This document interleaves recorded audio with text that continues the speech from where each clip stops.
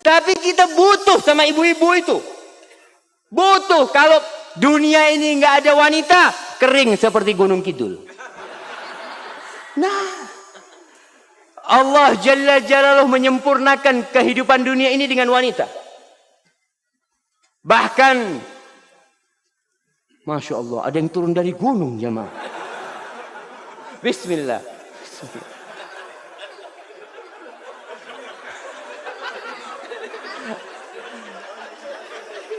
Baik, nggak apa-apa yang mau turun itu nggak apa-apa jemaah.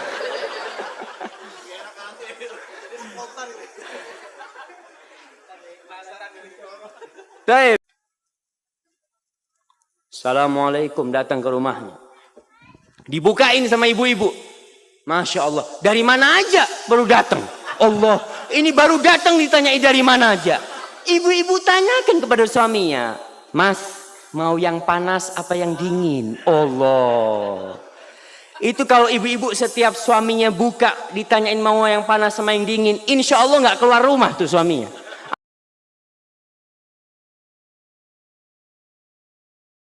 Bismillahirrahmanirrahim. Yang saya hormati para ustadz, para kiai, para alim ulama. Yang saya hormati para pejabat setempat. Dan yang saya hormati Ustadz Abduh, Muhammad Abduh Tuasikal. Dan yang saya cintai jamaah semuanya, saya ucapkan Assalamualaikum warahmatullahi wabarakatuh.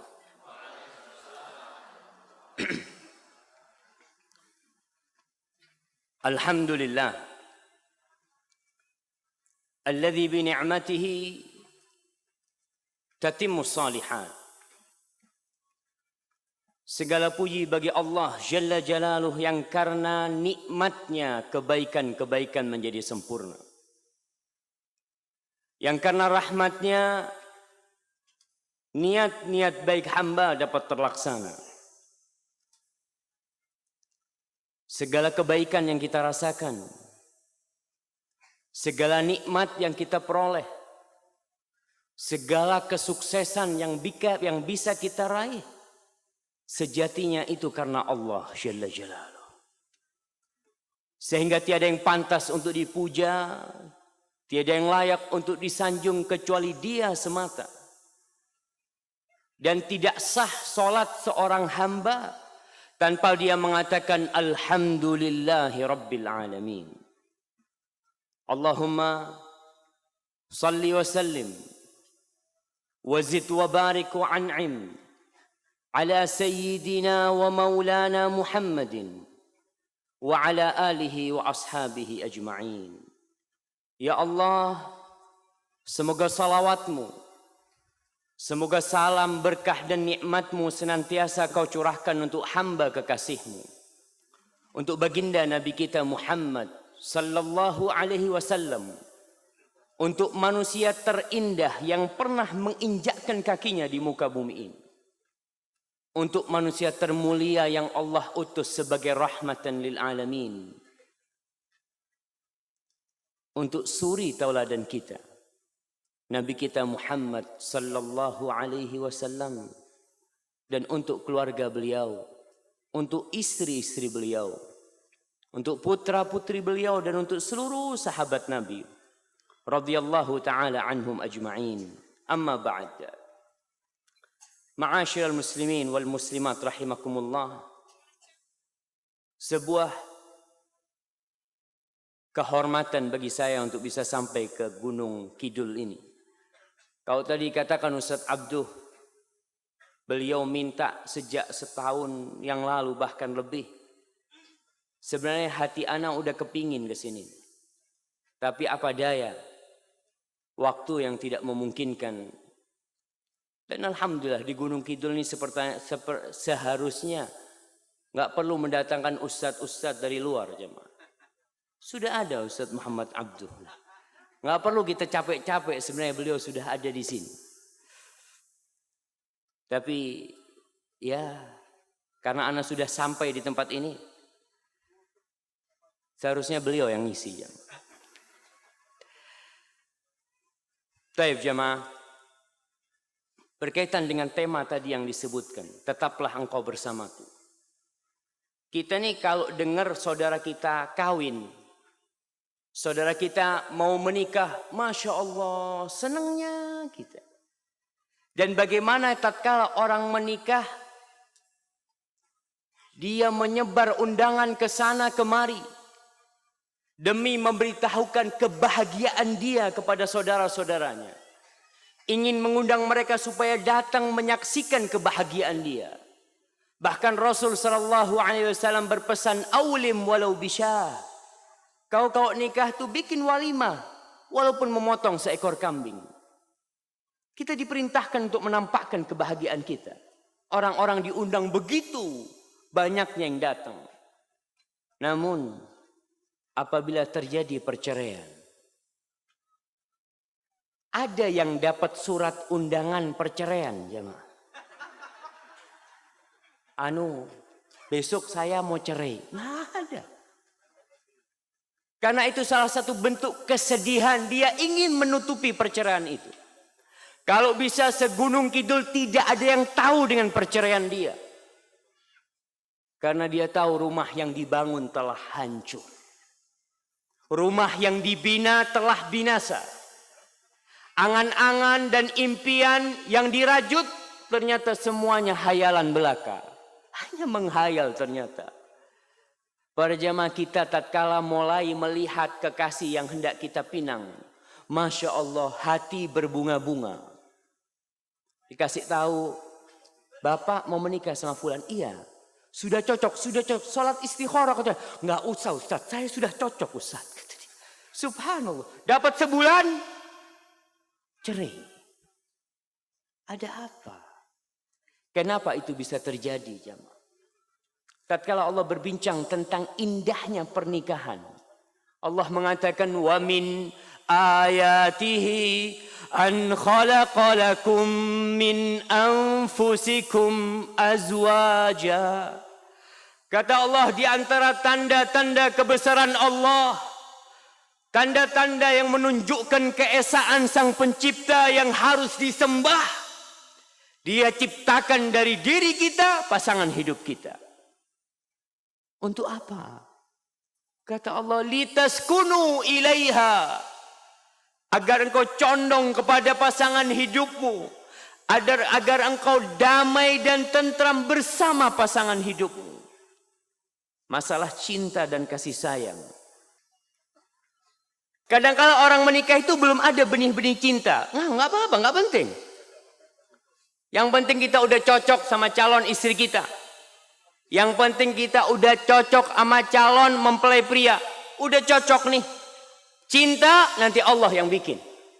Allah mengatakan wa ja'ala bainakum mawaddatan wa rahmah. Allah yang menjadikan cinta dan kasih sayang. Apa yang disebut mawaddah? Mawaddah adalah kecintaan seorang suami kepada istrinya. Dan rahmat adalah kasih sayang bagaimana istrinya tidak ditimpa oleh sedikit pun mara bahaya. Itu nanti Allah jadikan. Kadangkala orang baru kenal dengan calon istrinya, Masya Allah, seminggu langsung kawin. Alhamdulillah. Ternyata sampai mati nggak bisa-bisa.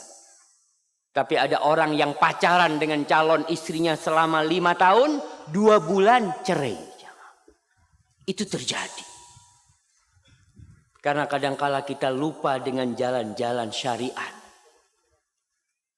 Kadangkala kita yang mengaku umat Islam, yang mengaku hamba Allah, ternyata garis-garis batasan Allah dia langgar semuanya. Inna fi dzalika laayatin liqaumin yatafakkarun. Di pernikahan itu dijadikannya pasangan hidup suami istri ini yang hidupnya tentram dan damai.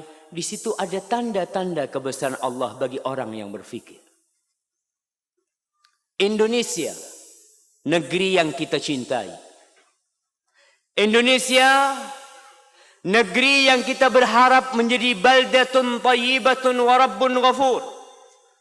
Menjadi negeri yang baik, yang penuh kebahagiaan, yang penduduknya diampuni oleh Pencipta. Ternyata negeri Indonesia ini termasuk negeri yang mendapatkan ranking pertama bagi negara di Asia Pasifik yang paling banyak perceraiannya. Ranking berapa? Insya Allah. Senang kita dapat ranking pertama jamaah. Sedih jamaah. Kalau kita berbicara tentang indahnya pernikahan. Pernikahan itu mendekatkan yang jauh. Memudahkan yang sulit. Kadangkala orang Gunung Kidul dapat suami dari Jakarta.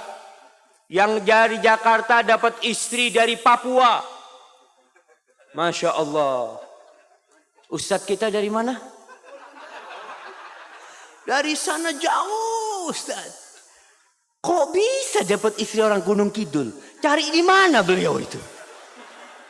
Tapi subhanallah, itulah indahnya pernikahan. Yang jauh bisa dekat. Tapi apabila terjadi perceraian yang bertetanggaan serasa beda pulau jemaah. Padahal bertetanggaan.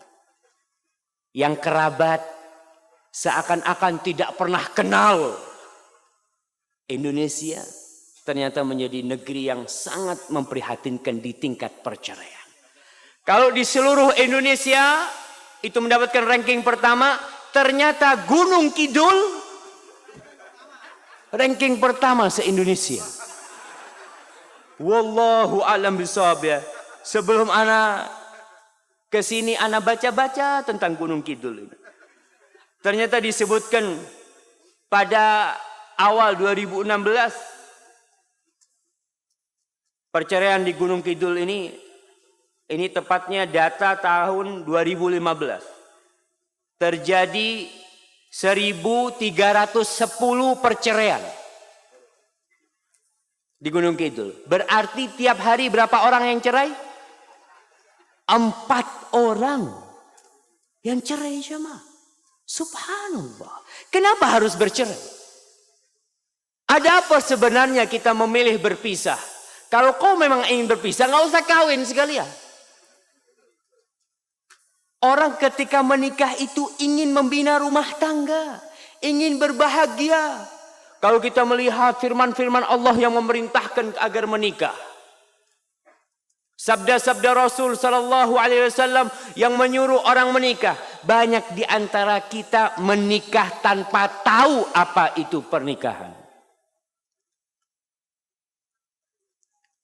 Dia mendengar Ustadz menyampaikan, ya ma'syarasy syabab. Rasulullah sallallahu alaihi wasallam bersabda, wahai anak-anak muda, man istata'a minkumul ba'a falyatazawwaj. Yang mampu untuk nikah segera nikah, kata Rasulullah sallallahu. Kenapa? Fa innahu aghaddu lil basar wa ahsanu lil farj. Faman lam yastati' fa alaihi bisiyam fa innahu lahu wija.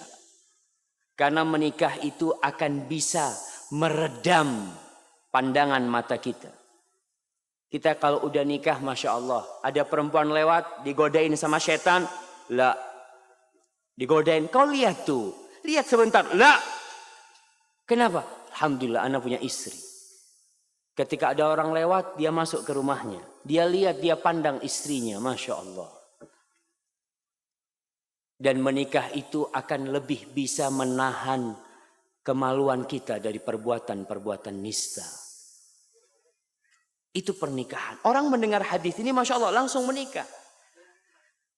Kadang-kala ada orang yang cerita, sampean tahu, menikah itu ternyata enaknya cuma 5%. Sisanya enak tenan. Akhirnya dia berpikir pernikahan itu enak semuanya. Lah, ada permasalahan-permasalahan yang harus dihadapi. Kalau dulu sebagai seorang suami, seorang lelaki yang awalnya bebas main voli. Bebas karena kita di lapangan voli, katanya Ustaz Abduh di sini. Setelah menikah diparani sama istrinya. Mas, sudah malam mas, kata dia. Allah, nggak enak punya istri, kata dia. Dia dipanggil istrinya yang begitu cinta datang ke lapangan voli. Ingin suaminya pulang. Tapi ternyata si suami merasa itu beban. Akhirnya dia udahlah kalau gitu, cerai. Banyak permasalahan-permasalahan di dalam rumah tangga yang membuat rumah tangga itu jadi rusak karena kita belum siap menghadapinya. Apa yang perlu diperhatikan? Belajar. Kita perlu tahu sebelum menikah apa aja nih yang akan terjadi dalam pernikahan itu. Yang pertama, Rasul SAW sudah jelas ini buat kaum lelaki bahwa perempuan semuanya itu bengkok. Afwan ibu-ibu. Ibu-ibu ini nggak ada yang lurus. Kalau ada yang lurus, duduknya di atas. Karena jadi orang laki. Rasul SAW mengatakan, khuliqatil mar'atu min dila'. Perempuan itu diciptakan dari tulang rusuk. Wa inna a'waja ma fi dila'i a'la. Yang paling bengkok dari tulang rusuk itu yang paling atas. Idza dhahabta tuqimuhu kasartahu. Kalau engkau ingin meluruskan tulang yang bengkok itu, kau akan mematahkannya. Mematahkan itu cerai yang ada. Suami ada yang menginginkan istri yang sempurna. Nggak ada bapak-bapak. Istri semua punya kekurangan. Dan bapak-bapak juga banyak kekurangannya. Bukan malaikat bapak-bapak. Terus bagaimana solusinya? Kalau kau biarkan, kata Rasulullah SAW, lam yazal a'waj. Dia akan terus bengkok. Solusinya, fastamti wa fihinna al-iwaj. Ya udah. Kau berhubungan dengan istrimu yang di rumah kita nih, dengan memahami bahwa istri kita itu memiliki kekurangan. Ma'asyiral muslimin rahimakumullah.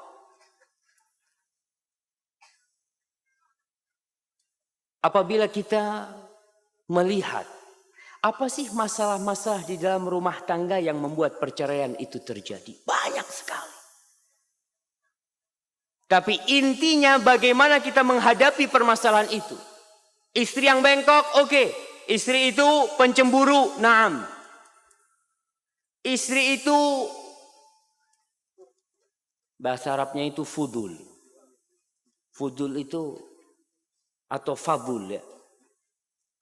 Suka detail kalau bertanya.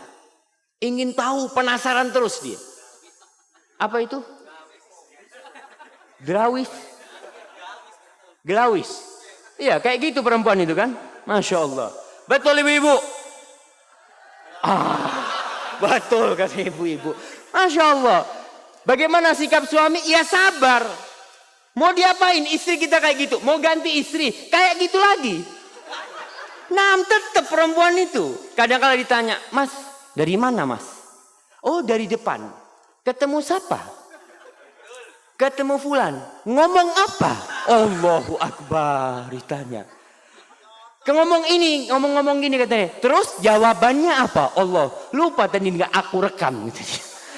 Dia itu ingin tahu yang detail. Tapi seperti itu wanita jamaah. Memang seperti itu. Tapi kita butuh sama ibu-ibu itu. Butuh. Kalau dunia ini nggak ada wanita, kering seperti Gunung Kidul. Nah, Allah Jalla Jalaluhu menyempurnakan kehidupan dunia ini dengan wanita. Bahkan, Masya Allah, ada yang turun dari gunung jemaah. Bismillah.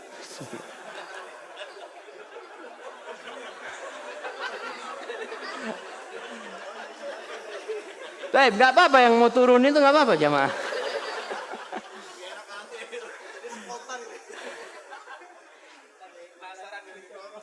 Baik, kata Rasul sallallahu alaihi wasallam, ad-dunya mata'. Dunia ini isinya kesenangan, kenikmatan, perhiasan. Wa khairu mata'id dunya al-mar'atu salihah. Sebaik-baiknya perhiasan dunia itu adalah istri yang soleha. Itu sebaik-baiknya perhiasan dunia. Bukan rumah yang mewah. Bukan. Bukan mobil. Kalla wallahi. Bukan pertanian yang luas. Enggak. Bapak-bapak kalau punya mobil yang mewah, rumah yang besar, tapi istrinya enggak soleha, enggak betah di rumah. Assalamualaikum, datang ke rumahnya. Dibukain sama ibu-ibu. Masya Allah, dari mana aja baru datang. Allah, ini baru datang ditanyai dari mana aja. Ibu-ibu tanyakan kepada suaminya, Mas, mau yang panas apa yang dingin? Allah. Itu kalau ibu-ibu setiap suaminya buka ditanyain mau yang panas sama yang dingin, insya Allah nggak keluar rumah tuh suaminya. Anak kayaknya betah di rumah, Ustaz. Ngelihat istrinya kayak gitu. Tapi kalau ditanya sama ibu-ibu mau dari mana? Allah, biarkan masuk dulu. Bukakan kaos kakinya, Masya Allah. Pijetin. Kalau mau tanya, Mas kok lama banget Mas? Masya Allah. Insya Allah kalau sudah dipijetin suami akan jawab. Tapi kalau di depan pintu ditanya, yang ada piring bisa pecah di situ. Apa kata suaminya? Ar-rijalu qawwamuna 'alan nisa.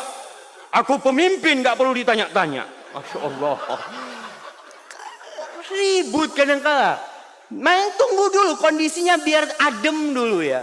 Memang subhanallah, bapak-bapak tahu istri kita itu cinta sama kita tatkala tanya di mana kita berada. Ada bapak-bapak yang sering ditelepon sama istrinya. Itu tanda cinta wanita kepada bapak-bapak. Kalau sudah nggak cinta sama suaminya, nggak ngurus. Mau datang nggak mau datang, mau balik nggak urusan Ustaz, kata dia. Itu berarti istri sudah hilang kecintaan dari dia.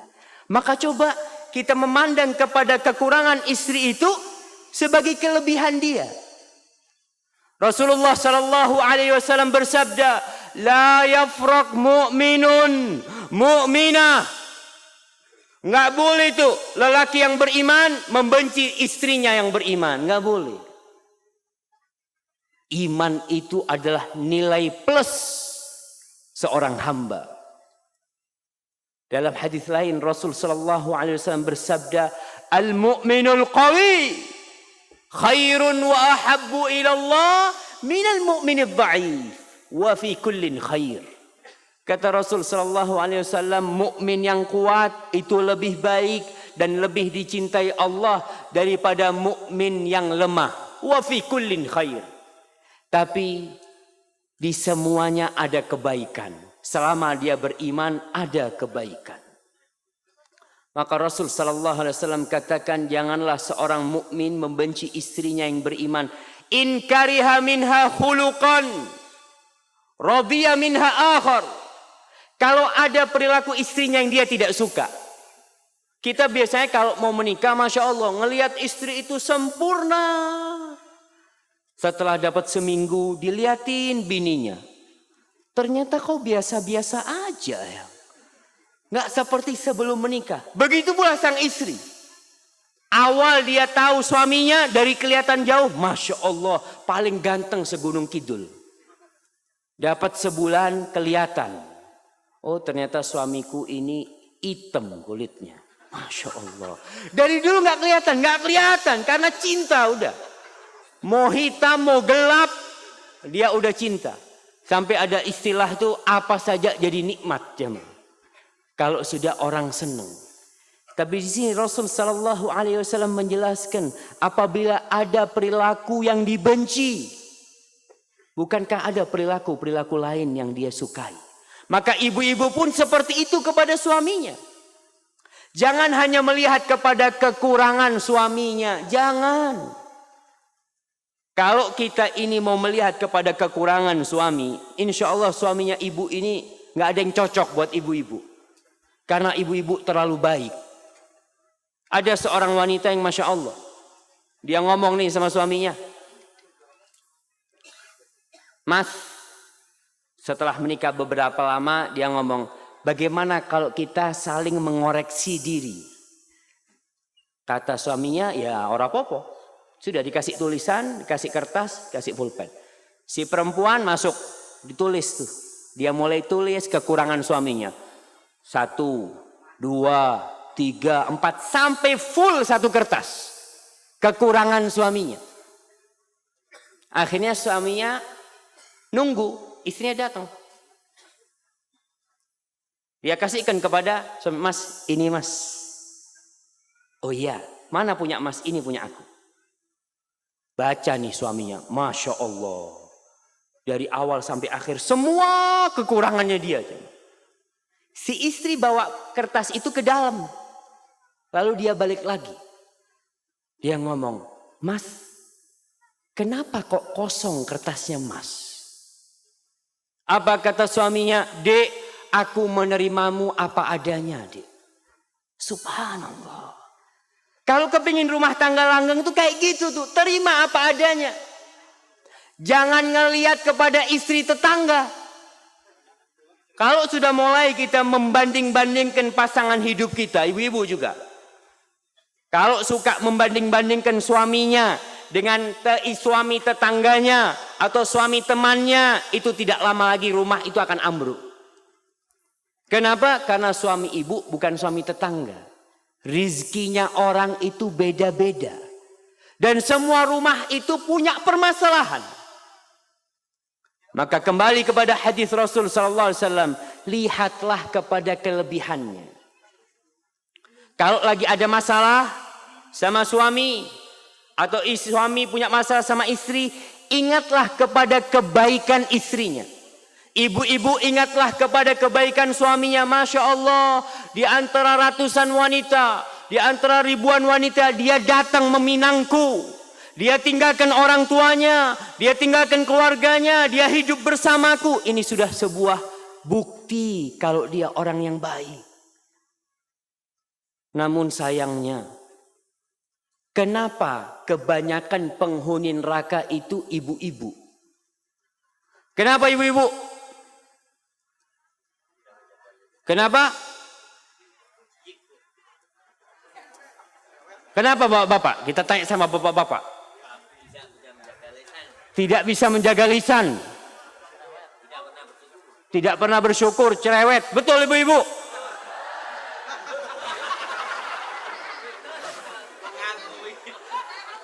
Nah, ya ini alhamdulillah kalau bapak-bapak sudah tahu kekurangannya, selesai. Nggak usah ribut. Itulah istri kita kayak gitu tuh memang. Jangan minta yang sempurna. Dan ibu-ibu ketika tahu dengan kekurangan dirinya, paling tidak bisa memperbaiki. Kata Rasul sallallahu alaihi wasallam, "Uritun nar." Ditampakkan kepada aku neraka, kata Rasul sallallahu alaihi wasallam. Fa idza aktsaru ahliha nisa. Ternyata kebanyakan penghuni neraka itu wanita. Yakfurna, kata Rasul sallallahu alaihi wasallam. Mereka itu kufur. Para sahabat tanya, "Ayakfurna billah?" Ya Rasulullah alaihi salatu wassalam, apakah mereka itu kufur kepada Allah? Kata Nabi, tidak. Yakfurnal ashir wa yakfurnal ihsan. Kebanyakan wanita itu kufur kepada pasangan hidupnya. Tidak pandai berterima kasih kepada pasangan hidupnya. Dan kebaikan-kebaikan suaminya gampang dia lupakan. Lau ahsanta ila ihdahunna dahr. Andai kata engkau berbuat baik sepanjang tahun kepada istrimu, thumma ra'at minka syai'an, kemudian dia melihat kekurangan di dirimu, biasanya wanita akan mengatakan, ma ra'aitu minka khairan qat. Dia akan mengatakan, mas, aku ora pernah seneng urip karo awakmu. Dia mengatakan seakan-akan gak pernah bahagia. Mana setahun gak ada masalah, tersenyum tertawa, sekali ada masalah, seakan-akan tidak ada kebaikan di diri suaminya. Wanita itu subhanallah, ada masalah sedikit, kalau rumah itu milik dia, dia akan ngomong, mas silahkan mas, keluar sudah. Saya sudah bosan sampai subhanallah. Tapi kalau rumah itu bukan miliknya, kadang-kala dia ambil tasnya. Dia buka, dia taruh baju-bajunya, dia ingin meninggalkan rumahnya. Gak seperti itu rumah tangga jemaah. Satu prinsip yang harus kita pegang dalam rumah tangga itu saling membutuhkan. Allah mengatakan hunna libasul lakum wa antum libasul lahun. Wanita-wanita itu adalah pakaian buat kalian dan kalian adalah pakaian untuk mereka. Pakaian itu saling membutuhkan. Ya udah. Kalau salah satu merasa dibutuhkan, biasanya dia akan sok. Dia akan mentang-mentang prinsip saling membutuhkan itu membuat rumah tangga awet. Tapi kalau seorang suami yang mengatakan kau yang butuh sama aku, atau si istri yang merasa, mas kau yang merengek-rengek minta sama bapakku, aku sebenarnya nggak suka sama engkau. Oh, mulai sudah. Allah subhanahu wa ta'ala ketika mengatakan wanita itu pakaian buat lelaki, lelaki pakaian buat wanita, ingin menjelaskan agar mereka ini saling membutuhkan. Aku butuh. Kalau ada masalah di dalam rumah, katakan kepada suaminya. Ibu-ibu, kalau ada masalah di rumah, katakan kepada suaminya, mas, aku nggak tahu mas. Kalau berpisah dengan engkau, aku sangat membutuhkan dirimu. Masya Allah. Suami kalau dikasih tahu kayak gitu, gitulah kata dia. Hargai suamimu, Masya Allah. Selesai insya Allah. Begitulah seorang suami. Tatkala ada masalah sama istrinya, katakan hal itu. Subhanallah. Para jamaah rahimakumullah. Di antara prinsip yang harus kita jaga agar tidak terjadi perceraian adalah saling menutupi kekurangan. Kita ini udah tahu banyak kekurangan. Adanya rumah, adanya tembok-tembok di rumah kita itu sebagai sarana untuk menutupi kekurangan. Nggak perlu kekurangan suami ibu-ibu diceritakan kepada tetangganya. Nggak perlu. Kita gibain orang lain nggak boleh, apalagi gibain suami sendiri ibu-ibu. Bapak-bapak juga seperti itu. Nggak perlu ngomongin tentang istrinya kepada orang lain. Apalagi menceritakan kejelekan itu kepada orang tua. Jangan. Ibu-ibu nih, jadilah wanita yang tegar. Hidup ini ujian. Permasalahan di mana-mana ada.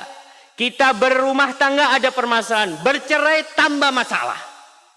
Anak-anak yang enggak ada yang ngurus. Anak-anak yang jadi gembel kadang-kala.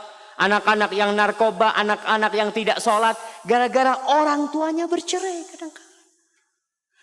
Maka untuk menghindari hal itu, tutupi kekurangan suami. Perbaiki bersama-sama. Dan suami tutupin kekurangan istri. Ana masih ingat subhanallah cerita seorang syekh. Ini suami istri ribut. Lagi ribut, ya biasa. Ada suami-suami yang tidak bisa menahan emosinya. Dia tampar istrinya. Bapak-bapak, ada yang pernah ditampar istrinya? Nggak ada. Ada? Wah, nggak ada. Ibu-ibu, ada yang pernah ditampar suaminya? Ada jemaah, ini berarti Allahu Akbar. Rasul Shallallahu Alaihi Wasallam mengatakan, ingat bapak-bapak, nih sabda Rasul SAW ketika ditanya tentang hak wanita. Antut imaha idza ta'imta. Kalau kau makan, kau kasih makan dia. Maka ibu-ibu tidak boleh menuntut lebih kepada suaminya. Kalau suaminya dapat hasil sedikit, bisa beli ikan asin, alhamdulillah belikan ikan asin. Tetangganya bisa beli mungkin ayam bakar, ayam goreng. Tapi engkau tidak, terima. Karena itu kewajiban suami ngasih makan apa yang dia miliki. Wa antaksuha idza iktasait. Kalau kau beli pakaian, kau punya pakaian, belikan buat istrimu. Lalu Nabi mengatakan, wala tadribil wajha, wala tuqabbih. Engkau jangan memukul wajah. Bapak, jangan memukul wajah. Jangan. Bapak-bapak nggak ngelihat bagaimana orang tuanya melahirkan itu anak. Dibesarkan, dibikin dia cantik. Lalu dipinang, diberikan kepada bapak-bapak. Setelah itu bapak tampar wajahnya. Na'udzubillah min dzalik. Nabi mengatakan, wala tadribil wajh. Wala tuqabbih. Kata Nabi, jangan suka menjelek-jelekkan istrinya. Jangan. Memang wanita ini kayak gitu tuh. Ketika baru menikah, Masya Allah. Kalau baru nikah masih, Allahu Akbar. Berat badannya masih 57. Dapat 2 tahun, berapa beratnya? 75. Ya memang kayak gitu, mau diapain? Dia itu hamil anak kita, nyusuin anak kita. Kita minta dia balik asal. Ya nggak mungkin lah jamaah. Coba gantian yang hamil mungkin bisa. Tapi nggak mungkin. Kita harus terima kenyataan itu. Dan Nabi mengatakan wala tuqabbih. Jangan menjelek-jelekkan istrimu. Kita lihat bagaimana perubahan di tubuh Ummul Mukminin Aisyah radhiyallahu taala anha. Ketika awal menikah, balapan lari Nabi alaihi salatu wasallam bersama Aisyah. Yang menang siapa? Aisyah. Tapi kata Aisyah, tatkala aku sudah mulai banyak dagingnya, mulai gemuk, aku balapan lari sama Rasulullah SAW dan aku kalah. Tapi Nabi tidak pernah menjelek-jelekkan istrinya. Jangan jelek-jelekkan istrinya. Kembali kepada cerita tadi, ini suami menampar istrinya.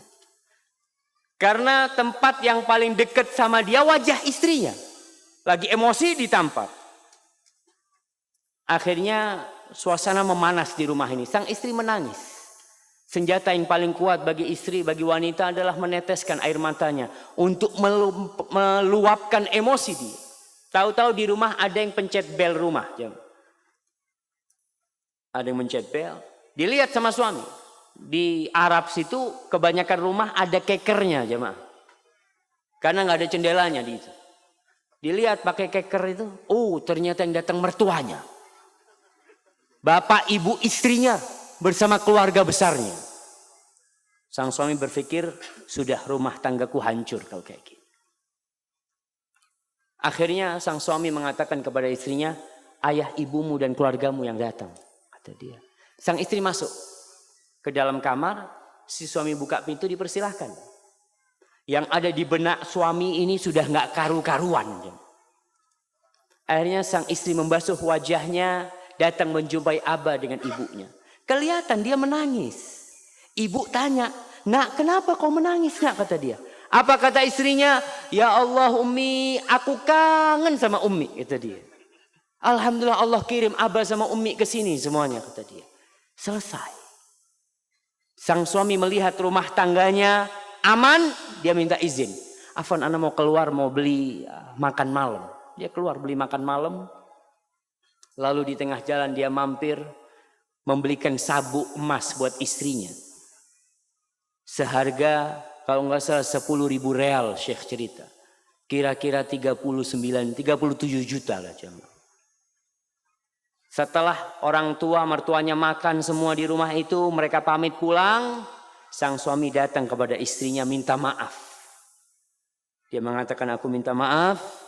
Aku ada hadiah buat engkau tapi hadiah ini enggak seberapa. Syekh itu cerita suami ini berkata kepada istrinya, anti tastahiqina ruhi. Engkau berhak mendapatkan nyawaku, kata dia. Dia selamatkan rumah tangga itu. Andai kata sang istri laporan sama bapaknya, Pak, nih seakunya bisa ditampar sama suami.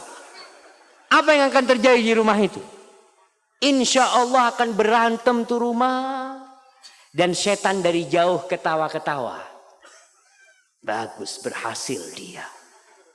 Para jamaah, setan itu tiap hari di atas air dia mengirim bala tentaranya. Kemudian bala tentaranya itu datang laporan. Saya sudah menyesatkan fulan. Saya bikin fulan berzina. Saya bikin fulan minum khamr. Kata iblis, iya.